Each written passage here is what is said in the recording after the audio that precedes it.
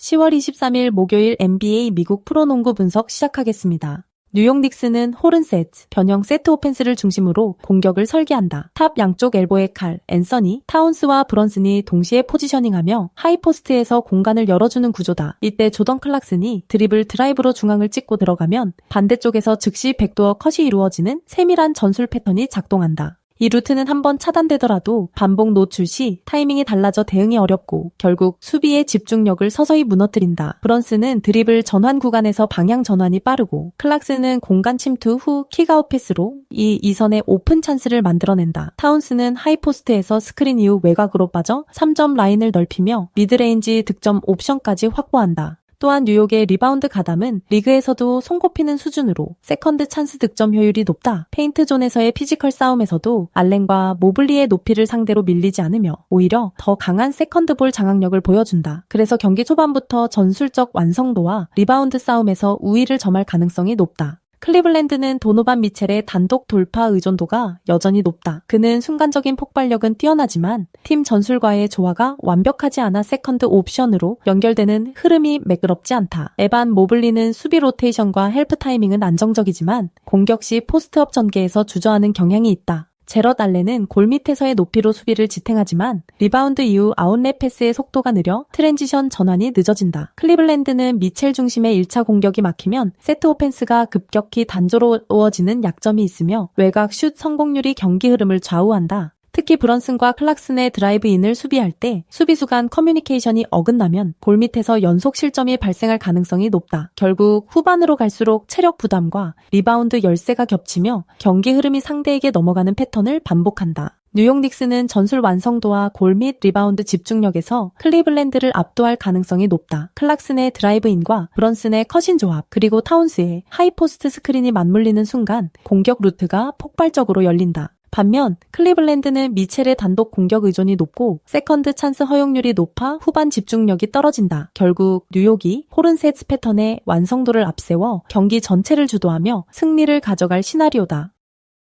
샬럿은 수비 리바운드 후 단 이번에 패스만에 상대 진영 진입을 완성하는 전환 속도를 보인다. 마일스 브리지스의 아웃렛 패스 정확도가 높고 코너러너들의 타이밍이 일관되어 트랜지션 완성도가 뛰어나다. 이들의 속공은 단순한 달리기가 아니라 시간을 단축한 세트 오펜스 구조에 가깝다. 라멜로 볼은 코트 비전을 바탕으로 빠른 전환 패스를 뿌리며 초반 템포를 한 박자 빠르게 끌어올린다. 콜린 섹스턴은 돌파 상황에서 접촉을 두려워하지 않고 파울을 유도해 자유투로 이어가는 능력이 탁월하다. 브리지스는 3점 슛 성공률이 일정 수준 이상을 유지하면서도 순간적인 페이크로 미드레인지 공격까지 겸비했다. 샬럿의 공격 구조는 하프코트에서도 이 게임 킥 아웃 재진입 루틴이 매끄럽게 이어진다. 수비에서는 전방 압박보다 하프라인 근처에서 간격을 좁히는 콘테인 수비를 사용하며 세컨드 찬스 실점을 최소화한다. 리바운드 집중력은 브리지스를 중심으로 한 팀 리바운드 형태라. 공이 튀어나오는 방향을 예측하고 움직이는 능력이 좋다. 결국 샬럿은 속도, 효율, 리듬 세 가지를 모두 갖춘 팀이며 이 경기에서 주도권을 줄 가능성이 높다. 브루클린은 자이어 윌리엄이 빠른 돌파와 외곽 슛을 병행하지만 볼 점유율이 높아질수록 공격 흐름이 단조로워진다. 마이클 포터 주니어는 장신임에도 불구하고 페인트존 가담 빈도가 적고 외곽 의존도가 큰 편이다. 닉 클렉스턴은 수비 리바운드에는 강하지만 공격 리바운드 참여율이 낮아 세컨드 찬스가 잘 이어지지 않는다.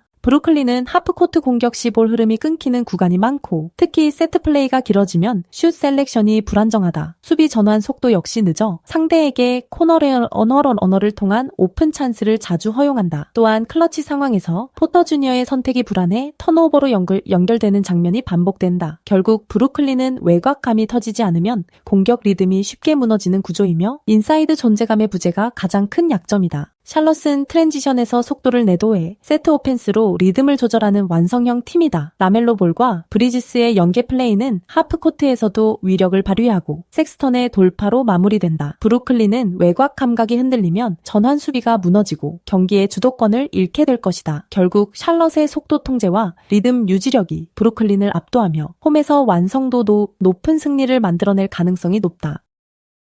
올랜도는 하프코트 세트에서 볼 점유 시간이 긴 편이며 공격 전개가 단조롭게 흐르는 경향이 있다. 앤서니 불은 드리블 돌파 후 개인 해결에 강점을 보이지만 팀 공격의 흐름이 끊기는 장면이 자주 나온다. 타이어 존스는 미드레인지에서 정확한 풀업 점퍼를 구사하지만 볼 없는 움직임에서는 상대 수비를 흔드는 역할이 부족하다. 데스먼드 베이는 외곽 슈팅이 위협적이지만 볼 이동 속도가 느려진 구간에서는 찬스 창출이 제한된다. 특히 올랜도는 공격이 정체되면 코트 폭을 충분히 활용하지 못하고 패스 템포가 끊기면서 세컨드 찬스 득점률이 낮아진다. 수비에서는 로테이션 타이밍이 불안정해 상대의 볼 순환이 빠를 경우 스크린 커버가 늦게 따라붙는다. 결국 올랜도는 공격에서 리듬이 끊기고 수비에서는 상대의 볼 흐름을 따라잡지 못하는 구도가 반복될 가능성이 크다. 홈 어드밴티지를 감안하더라도 전술적인 완성도에서 마이애미에 밀리는 인상이다. 마이애미는 철저한 팀 전술과 조직적인 패스 순환으로 경기 리듬을 만든다. 가장 큰 강점은 1.5초 이내 패스 원칙이다. 볼을 잡은 순간 망설임 없이 다음 선택을 가져가며 탑윙 코너로 이어지는 순환 루트가 완벽히 정립되어 있다. 타일러 히로는 오프 스크린 이후 순간적인 캐치앤슛 타이밍이 빠르고 외곽에서 리듬을 쥐는 핵심 자원이다. 앤드류 위긴스는 윙 포지션에서 수비와 리바운드 가담을 동시에 수행하며 속공 전개 시 폭발적인 트랜지션 스피드를 보여준다. 뱀 아데바요는 스크린과 롤아웃 이후 공간을 읽는 능력이 탁월해 팀의 하이포스트 전개를 안정적으로 이끈다. 이 세 명이 만들어내는 공수 밸런스는 리그에서도 손꼽히는 완성도를 자랑한다.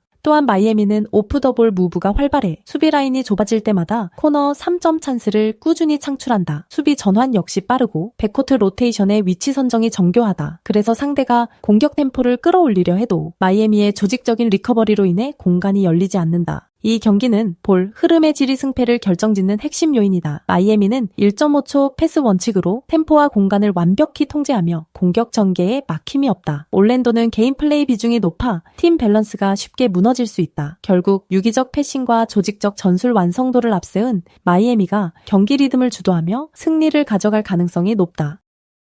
애틀랜타는 트레이 영을 중심으로 한 볼 중심 전술이 완전히 자리 잡았다. 클러치 구간에서 그는 볼을 직접 소유하며 더블팀이 붙기 직전 백도어 루트를 찔러 넣는 킬 패스를 통해 찬스를 만들어낸다. 그의 시야와 타이밍은 리그 최정상급이며 상대 수비는 트랩을 걸지 못하고 애매한 위치에서 머뭇거리는 경우가 많다. 다이슨 다니엘스는 외곽에서 캐치앤슛 타이밍이 안정적이며 수비 전환, 시에도 백라인 커버가 빠르다. 포르징기스는 페인트 존 안팎에서의 공격 루트 전환이 탁월하고 미드레인지에서 공간을 확보한 후 리머테까지 이어가는 완성형 플레이를 보여준다. 이 조합은 하프코트 세트에서 완성도 높은 볼 흐름을 만들어내며 트랜지션 시에도 공격 템포를 잃지 않는다. 특히 홈 경기에서는 트레이 영의 온볼 리드와 포르징기스의 스크린 연계가 완벽히 맞물리며 공격 효율이 눈에 띄게 상승한다. 결국 애틀랜타는 클러치 상황에서도 볼을 놓지 않으며 경기의 리듬을 자신들의 손안에 둔다. 토론토는 브랜든 잉그램을 중심으로 공격이 전개되지만 공격 템포가 일정하지 않아 흐름이 자주 끊긴다. 그는 미드레인지에서의 정확도는 높지만 수비 강도가 높아질수록 슛 셀렉션이 불안정해진다. 임마누엘 퀴클리는 빠른 볼 운반과 외곽 슈팅을 통해 템포를 끌어올리려 하지만 오프 더 볼 움직임이 단조롭다. 야콥 포틀은 골 및 수비에서는 강하지만 픽앤롤 수비 전환 속도가 느려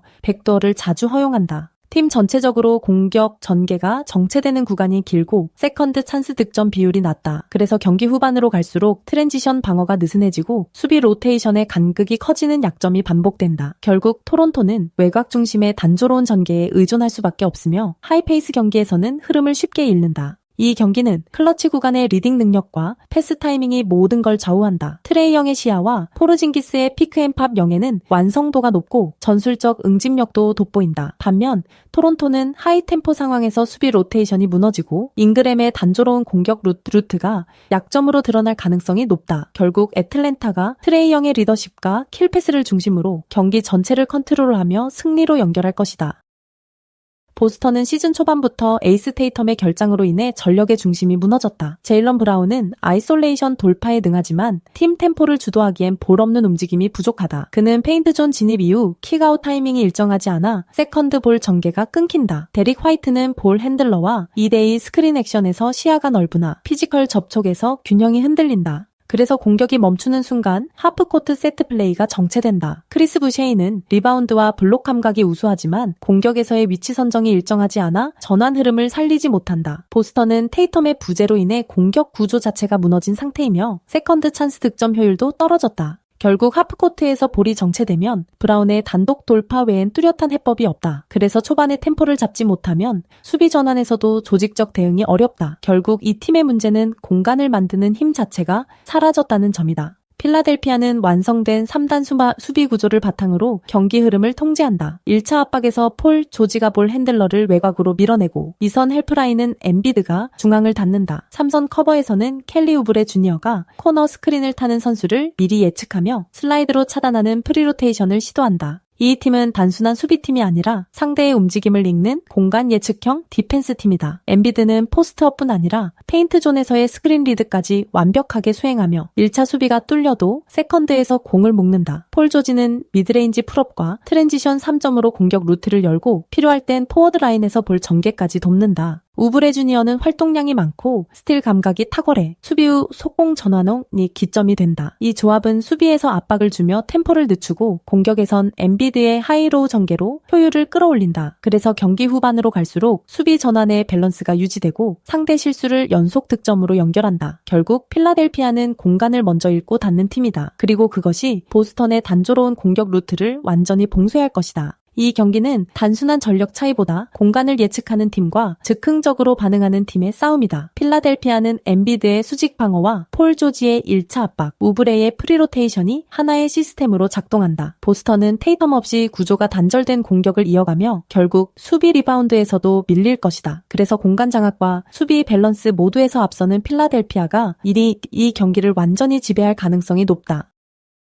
시카고 불스는 3쿼터 이후부터 스몰 라인업으로 전환하며 코비 화이트와 조시 기디의 투핸들러 시스템을 가동한다. 이 체제는 볼 소유권을 분산시키며 하이포스트를 중심으로 다양한 컷인 루트를 만들어낸다. 페인트존 공간이 넓어지면서 니콜라 부세비치가 외곽으로 빠져 스크린과 픽앤팝에 관여하고 자연스럽게 상대 빅맨의 수비 방향을 넓힌다. 이로 인해 상대 빅맨의 체력 소모가 가중되고 시카고는 속공 전환에서 더욱 날카로운 움직임을 보여준다. 또한 코비 화이트는 돌파 타이밍이 예리하고 기디는 하이포스트에서 킥아웃 패스를 통해 외곽 슛 찬스를 창출한다. 윙 자원들의 컷인 빈도가 높아지면서 공격 리듬이 다양해지고 세컨드 찬스 득점 확률도 상승세다. 특히 홈 경기에서는 초반부터 템포를 빠르게 가져가며 상대의 수비 로테이션을 뒤흔드는 패턴이 자주 나타난다. 그래서 시카고는 스페이싱 기반의 스몰 라인업을 통해 공격 템포와 득점 효율을 극대화하는 팀으로 평가받고 있다. 디트로이트는 케이드 커닝햄을 중심으로 세트 플레이를 운영하지만 하프코트에서의 전개 속도가 느린 편이다. 커닝햄은 미드레인지에서 창의적인 득점을 노리지만 시카고의 빠른 전환, 앞에서는 주저앉는 장면이 많다. 제일런 두레는 리바운드 가담에는 강점을 보이지만 수비 로테이션이 늦어 스몰 라인업 상대로 허점이 발생한다. 아이지아 스튜어트는 스크린 이후 리턴 패스 처리에서 불안정하며 상대의 빠른 템포를 따라잡지 못한다. 또한 디트로이트는 외곽 수비가 취약해 시카고의 킥아웃 공격에 쉽게 공간을 내줄 가능성이 높다. 후반전으로 갈수록 활동량이 줄고 박스아웃 실패가 누적되며 세컨드 찬스 실점이 반복된다.